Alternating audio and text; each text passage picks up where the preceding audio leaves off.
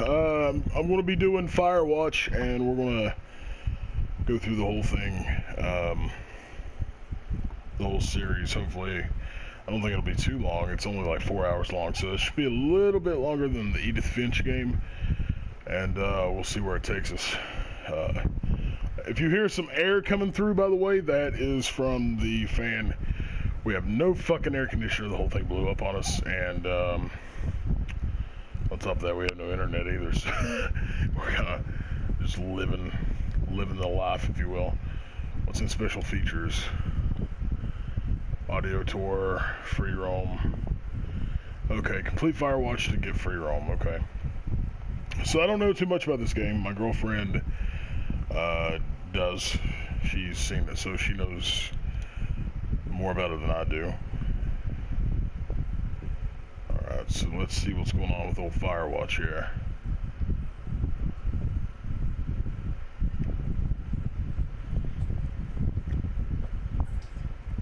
I've actually heard some decent stuff about this game. I just don't know too much about it. I know that people played it, obviously. Good God, it's hot. Okay, we got Boulder, Colorado in 1975, so I probably got those porn star sideburns from the 70s. You see Julia. Okay.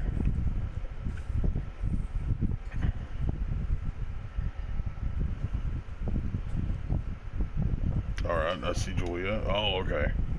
Press X.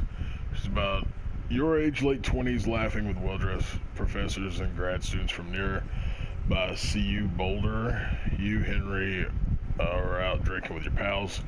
You approach her. You are drunk.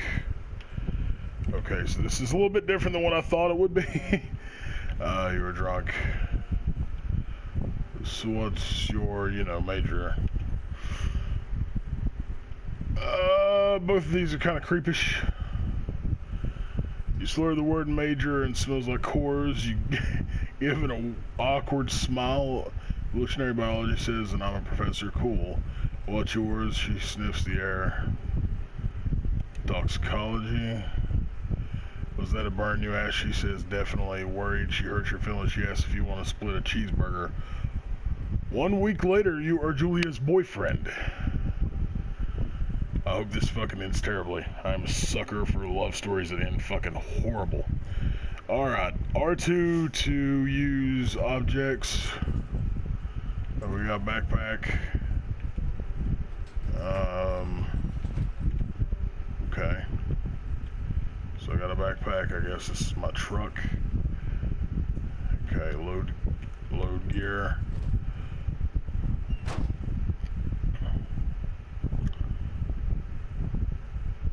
You date for over a year. She drives you absolutely nuts. It's great. You move in. You share an apartment near the school with a view of the mountains. You two drink beers on the deck. You drink beer just about anywhere. Life is good. Julie wants to get a dog.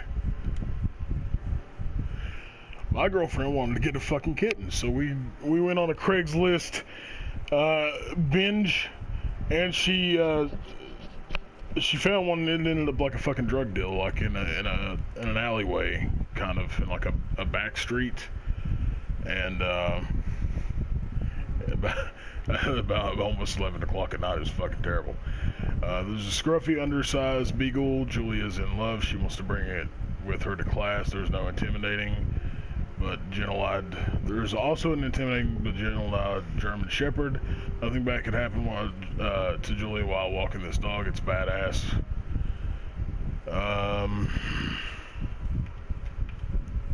Is the shepherd gonna eat her or something like that? Like attack her? Mayhem's an excellent dog. He loves wrestling with you. The barking goes to Julia on her runs. Even though he's too big to bring to school, Julia loves him all the same. Mayhem is a friend, child, pet, all rolled into one. 1979, you talk out on the deck. It's summer, 9:30 p.m., and the heat still radiates off the high desert. What do you think about kids, she asks. Kids, they're not very smart or good at much. I'm saying if you had to have some, a couple of idiots. Let's go with that. Pretty good. In that case, we should probably get married. Yeah, I'd like that. These kids are going to be screwed up enough. It's probably for the best of their parents are hitched. So she's absolutely right. Okay, where the fuck is this going, really? I need to get my stuff out of the back. Or is it already out? It's already out. Okay. No fireworks. Don't forget to check in. Learn to live with bears. Okay, we got running as your basic run thing. Can't fucking leave. Okay. Why would you want to? You just drove all the way here. Might as well run on through. 1980. It's a Thursday night, and Julia is 4 hours late. She doesn't call. You're worried. You're getting angrier by the minute. She walks in after you've gone to bed. She's not quite drunk, but she's clearly been having a fun time. You fight. When she gets between the sheets. Oh, fuck. I'm going to ignore her. You don't touch each other all night. The next day you feel guilty for being so angry and ask her about her evening. She says it was great. You hold onto a tiny pill of resentment. Make some coffee and go to work. 1981, Julia still likes to draw. She draws plants from her research. She draws all the places you go. She draws you. You pose and flex like He-Man. You look awesome. Fantastic.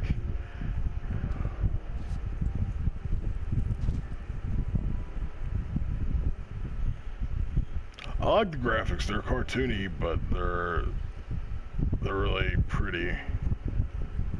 2 forks. Fire lookout. Okay. Okay, press X to hop over. My dog just sneezed. I was surprised she didn't bounce her face off the ground. 1982. During the summers, you and Julie enjoy walking mayhem at night. There's a festival in town that brings folks from faraway places. One of them tries to mug you with a knife. Oh, God. Mayhem runs away. Me, moo, fuck, dog, Julia yells. She gets flustered and has trouble speaking when she's stressed. I do that too with my, the shit that I got wrong with me. Like, I do that. Whenever I'm having a severe panic attack. Since you confront the attacker, you beat his goddamn face in. Yes. Your arms get cut up, but you beat the guy to a pulp. You don't feel very tough. You cry your eyes out before the cops show up. Julie asks to take a different path from that day forward. You say, okay, you don't want to go that way either. From then, you walk by the river. 1984. Plans to have kids get waylaid by work. Julia gets offered a job at Yale. Yale is in Connecticut, 2,000 miles away. It's a great job, associate department chair. She wants to move. You absolutely do not. You know what, though? Like, I wouldn't want her not to take the job if she wants to do it. So, she wants to move. You gotta support your significant other.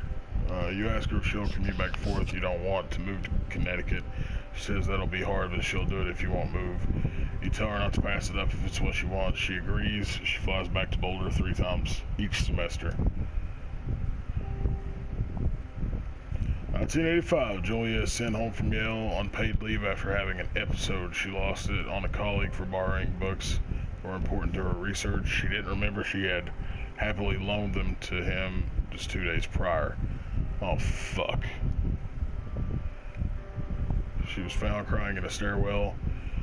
You say that maybe you guys should talk to someone about it. You might make macaroni and drink wine and try to forget about it.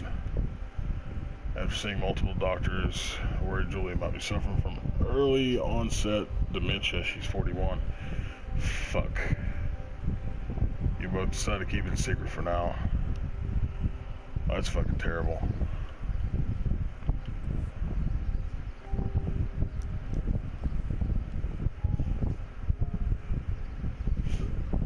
Okay, well,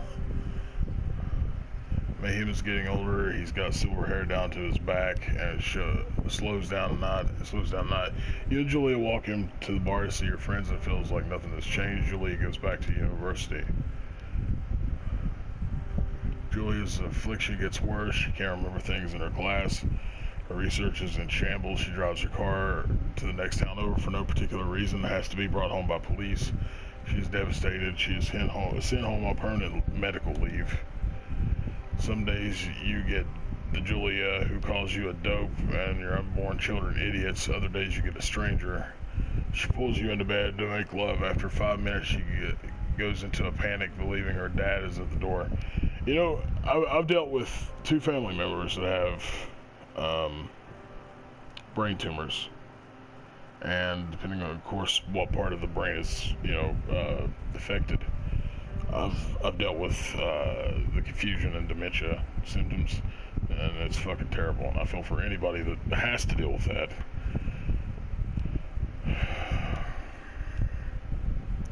You tell her family they are crushed and begin to make trips to and from their home in Australia to visit her for a while.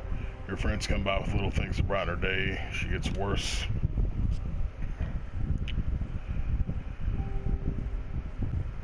"1988. You spend your days following Julia around the house. You count the seconds between the 2 weekly visits from Daniel, the nurse. He suggests that Julia could live somewhere else, somewhere with 24-hour care, a home. It sits with you for a couple months. Okay, you're determined to take care of her by yourself. I'm in that situation right now where you either decide you put somebody in a home and that's that, or you do it yourself. And sometimes I think 24-hour assistance might be better, but at the same time, it's my responsibility, I feel like. So if I was going to pick, I would pick that.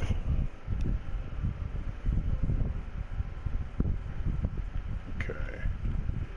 Alright, we're back on the trail, and let's go this way.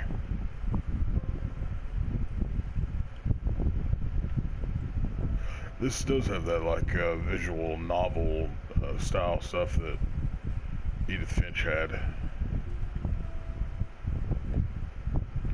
Okay, it's possibly hard. The worst is when you get mad at her, like when she tries to cook her own food. Yeah, I've been there with people. You can't do anything without her, and she can't do anything without you. When she goes to sleep, you stay up for a few hours drinking on the deck, watching baseball in the summer, college basketball in the winter. Drinking then too. You start going out after you put her to bed. First time you do it, you worry about her getting up and walking around while you're gone. Oh shit. Yeah. Fuck. See, I wouldn't go out at all, period. And I don't usually. You go to the same bar at the boring end of Pearl Street. It's nice there over time. You tell Sheila, the bartender, everything. It's a huge weight off. You're home and in bed by 1 a.m. a couple nights a week. You look forward to those nights. One night you were stopped at a DUI checkpoint. You blow up .10 and are taken to jail for the night. You consider trying to hide it, but you tell your sister-in-law, Susan. Julia's parents take the next plane from Australia. They can't believe the state of your house is in. Then they tell you Julia's coming to live with them. You don't argue. You say you'll visit soon. A few weeks go by. Summer's coming up and you see an ad in the paper for a job. You take it.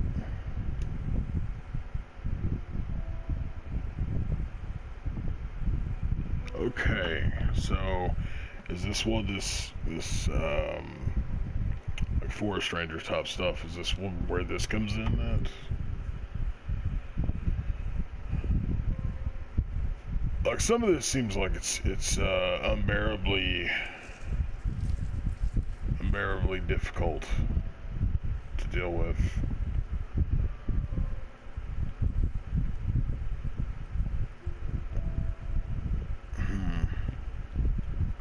Alright. Just want to go to the lookout.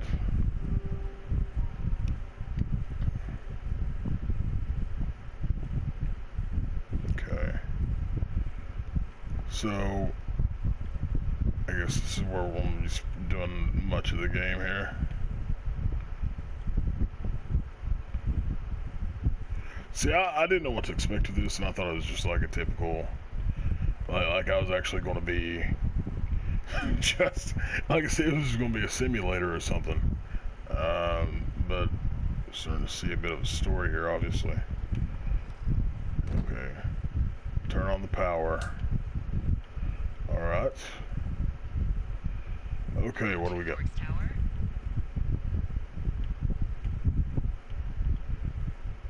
I'll check all that out in a minute. 2 Forks Tower, this is Thoroughfare Tower. Come in. You hold your tits. Okay. I know you're there. Your lights are on. Alright, we got some books here. Hello, Looks 2 old Forks as shit. Pick up your radio. We're gonna put that there. I don't know if we get to collect books. If we do, that's pretty cool because I like books. Alright, Pinecone. It is, in fact, a fucking pine cone that you can just, you just chuck in a chair somewhere. Alright.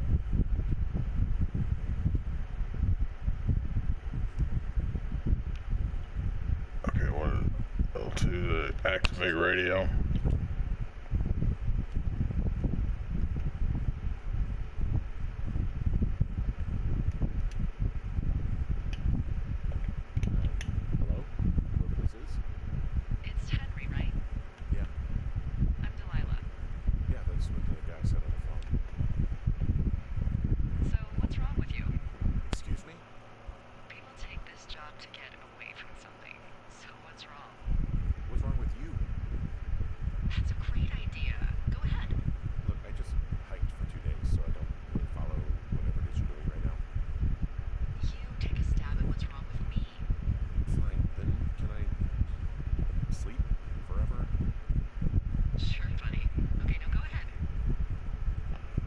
We get a reply here.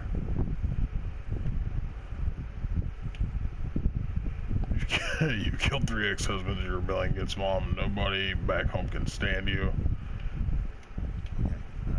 You've killed 3 husbands. You're a black widow, and you're just out here until the heat dies down, and then you'll kill again. Very good. Bravo, Henry. Okay, I sleep now. Not quite. Now you. Okay, night, bye. Let's see. I don't know anything about you, but maybe you just really like trees. Maybe it's, gosh, maybe it's a borderline fetish. A tree fetish. Good night.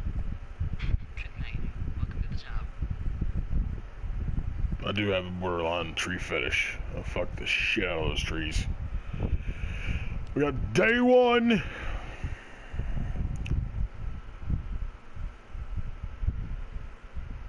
It's loading. So far, so good. I'm enjoying where the story's going, and I guess we'll we'll see where it keeps up. I think we'll call it here in a second, and after we get this cutscene here. Well, I guess good afternoon. You probably slept like a rock. Anyway, there's still a few hours of daylight to get some work in. I can see you at your desk, so call me when you're ready. Okay. So we'll answer the radio call here in a second. So far everything seems like it is, I don't know what the hell my dog's doing. Everything seems like it's about settled in as it's going to get. So, alrighty, we will catch you guys next one and see where it's going to go. I don't know where the story is going to go. I'm kind of eager. It's kind of dark. So, if you like, share, subscribe, check in for the next episode, and see you next time.